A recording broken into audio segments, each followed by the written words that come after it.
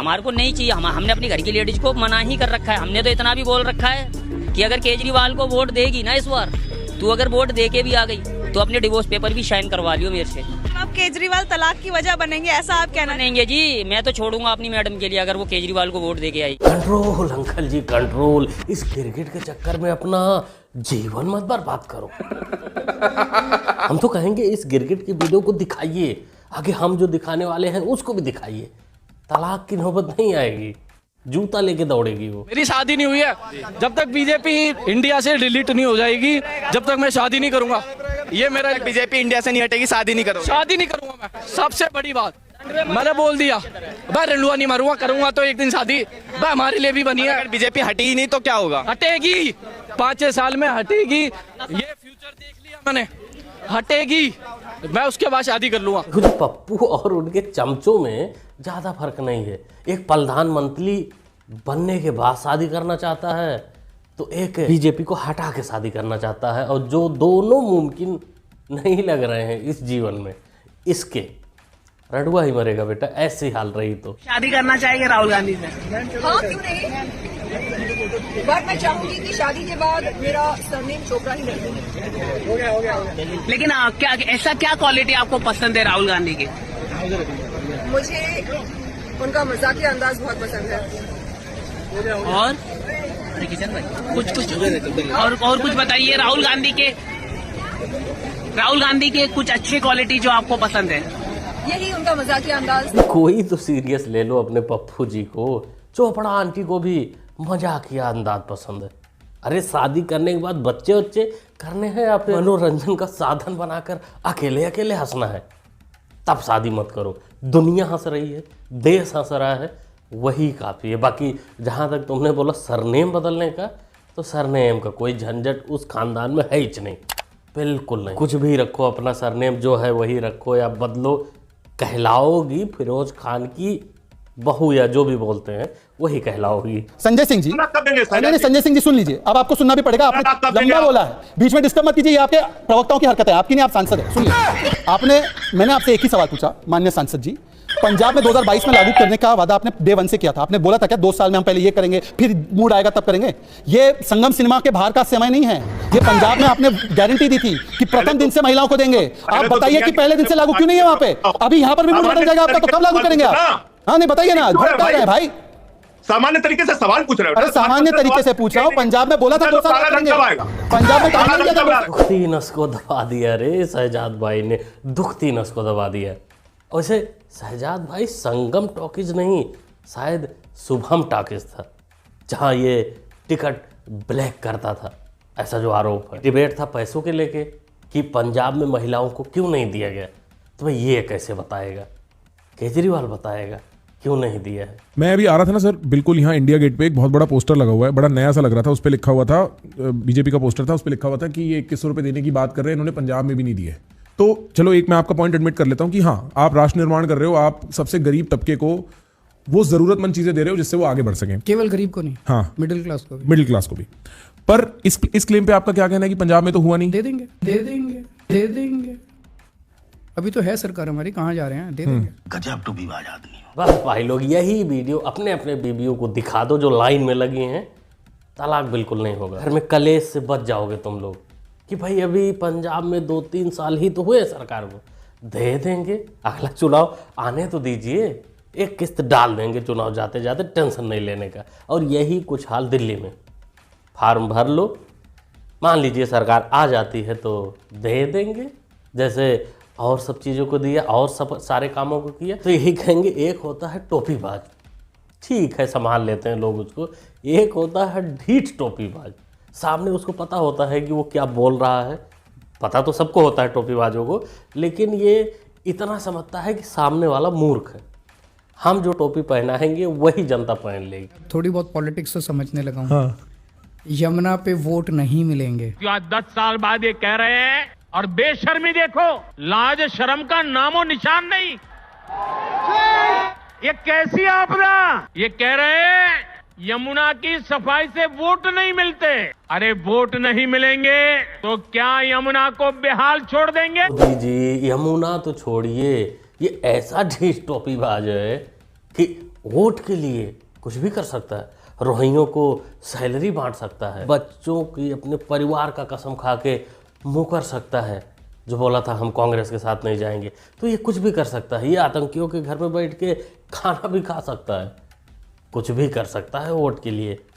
यमुना तो एक छोटी चीज है इसके लिए। आप आज तक के चैनल से मोहन भागवत जी से अपील करता हूं कि इस देश के अंदर चूंकि जाति प्रथा, जातिगत जो है राजनीति वो देश को तोड़ रही है, हिंदू समाज को तोड़ रही है, तो जाति तोड़ो आंदोलन शुरू करें और इस बात को ऑफिशियली नोटिफाई करें मोदी सरकार कि जो भी आदमी, जो भी परिवार अपनी जाति में शादी करेगा उसको वो प्रिविलेजेस नहीं मिलेंगे।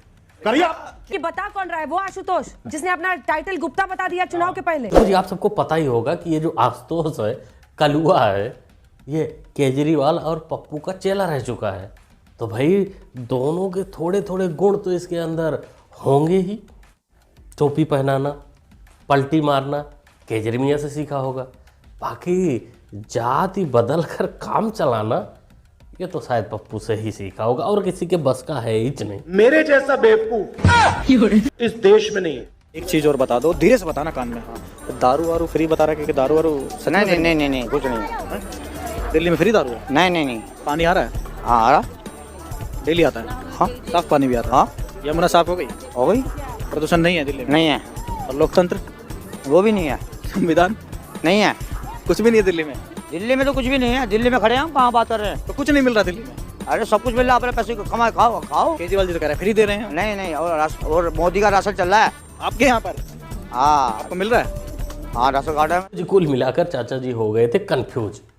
अब इनको ये नहीं समझ में आया कि 500 रुपये जो मिल रहे हैं टोपी लगाने का, उसका क्या करना है। और एक बात ये भी सच है कि ऐसे ही लोगों को केजरीवाल या फिर और जो भी पार्टियां हैं भारत में, ये सब पैसों के दम पर मूर्ख बनाती हैं, क्योंकि ये लोग पैसे के लालच में आ जाते हैं, पौवे के लालच में आ जाते हैं। अब इन्होंने क्या बोला क्या नहीं, भाई जो भी ज़्यादा इनसे पूछोगे तो सारी सच्चाई उगल देंगे, क्योंकि भाई इनको पार्टी से कोई लेना देना नहीं। जिधर पैसा फेंका जाता है उधर ही जाता है, और सारी पार्टियां ऐसे ही वोटरों को लुभाती हैं, मिलाकर बोले तो जाल बिछाती हैं और जाल में इनको फंसाती हैं। बाकी जो समझदार हैं वो पैसे भी ले लेते हैं और वोट भी नहीं देते, वोट वो अपने मर्जी से ही करते हैं जो उनको सही लगता है, जो लगता है कि नहीं देश के लिए काम करेगा। और आज के इस फ्लाईओवर के उद्घाटन में एक और शानदार बात हम लोगों को देखने को मिली, सुनने को मिली। क्या बात कर रहे हैं? कि 352 करोड़ की लागत से जहां इस फ्लाईओवर का निर्माण होना था, वो निर्माण कार्य महज 3 करोड़ 12 लाख रुपए में ही संभव हुआ। मतलब 40 करोड़ रुपए की हम लोगों को यहाँ पर बचत हुई। क्या बोला तूने? मतलब 40 करोड़ रुपए की हम लोगों को यहाँ पर बचत हुई। हम पढ़े लिखे लोग हैं, फाइनेंस भी समझते हैं। कुछ लोगों को लग रहा होगा कि ये पढ़े लिखे लोगों में स्लिप ऑफ टंग हो जाती है, लेकिन ऐसा नहीं है। ये स्लिप ऑफ टंग नहीं है, दिल की बात है जो जुबा पर आई है। बजट तो 352 करोड़ का ही था ओवरब्रिज बनाने का, फ्लाईओवर बनाने का, और बना भी वो 3 करोड़ 12 लाख में, और फायदा भी 40 करोड़ का हुआ है। लेकिन जो बीच के 308 करोड़ है वो कहाँ गए? अरे वो इसी गारंटी कार्ड में गए होंगे, इसमें 21 रुपए का भरवाया जा रहा था। भाई वो फ्री में थोड़ी ना आएगा, उसके लिए कहीं अलग से किसी से ले लेते तो झंझट हो जाती। दारू वाले में वैसे ही बदनाम पड़े हैं, तो इसलिए बना उतने में ही है। बस उस फ्लाईओवर पर जाने वाले ध्यान दें कि जिंदगी ना फ्लाई हो जाए। कुआ तुम्हारे हवाले कर दिया जाए। घर से नाश्ता करके निकला हूं। ये बाबड़ी आपके हवाले कर दी जाए। ये हवाला आप क्या करोगे? और नहीं दिए प्रशासन ने फिर? और 1 हफ्ते में पेपर ना दूं? हाँ। एडीएम साहब के हाथ में तो न तो उसमें लिखा हुआ होगा आपका नाम। ये प्रॉपर्टी सरकारी नहीं है, ये तालित कर दूंगा। ये हमारे भाई के नाम। सरकारी तो नहीं है, तो रानी की प्रॉपर्टी है। तो रानी के कौन हो आप? ये आपको इस बात का मैं कोई उत्तर नहीं दे सकता। मतलब आप रानी कौन हो ये नहीं बताओगे? ये मैं नहीं बता सकता। सही बात है, तुम लोग परेशान मत करो अंकल जी को, नहीं बता सकते मीडिया में। ये सारी चीज़ें मीडिया में बताने वाली नहीं होती। हाँ, सीए के टाइम पर यही लोग थे जो पेपर नहीं दिखा पा रहे थे।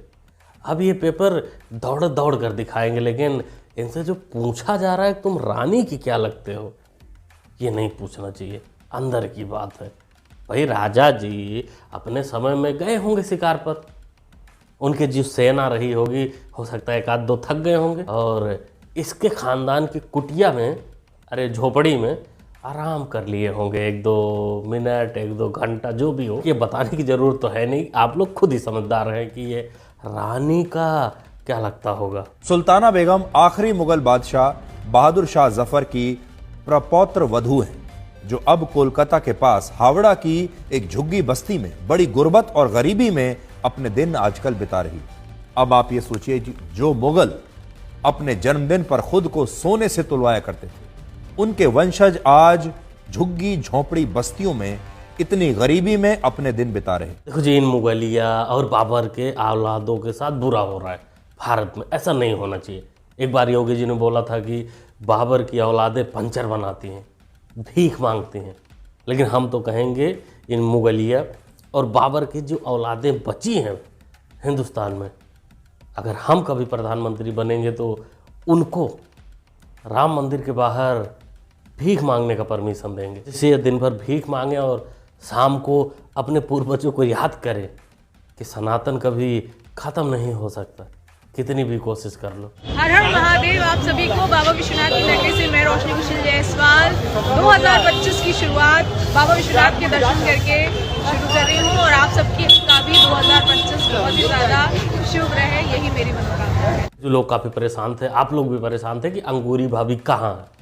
अब अंगूरी भाभी वापस आ चुकी हैं एक नए अवतार में, भोले बाबा के शरण में आकर। ये इसी रास्ते पर चले तो अच्छी बात है, कहीं ये फिर से पुरानी बकलोली पे आएंगी तो हम लोग भी वापस आ जाएंगे, फिर किया जाएगा थोड़ा थोड़ा तांडव अंगूरी भाभी खेला जाएगा। क्या बोलते हैं दोस्तों आप लोग, कमेंट करिए। ओवरऑल वीडियो में जो भी क्लिप आपको दिखाया केजरी मियाँ से रिलेटेड और पप्पू से रिलेटेड, उस पर अपना ओपिनियन कमेंट जरूर लिखें। मुन्ना भाई को सपोर्ट भी कर सकते हैं चैनल को सब्सक्राइब करके, जो कि होता है बिल्कुल फ्री। सब्सक्राइब करिएगा, जुड़ जाइएगा। मिलते हैं अगले वीडियो में। Thanks for watching.